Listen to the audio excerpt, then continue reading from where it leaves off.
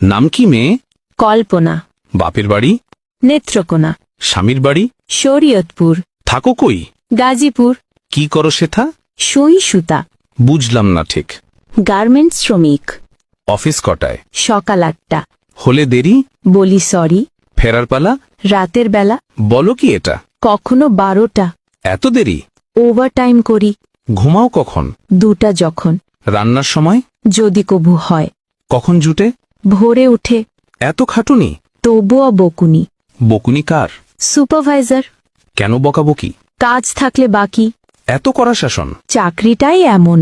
হয় কি সহ্য? আছে ধৈর্য। হয় না লাজ? তবুও করি কাজ।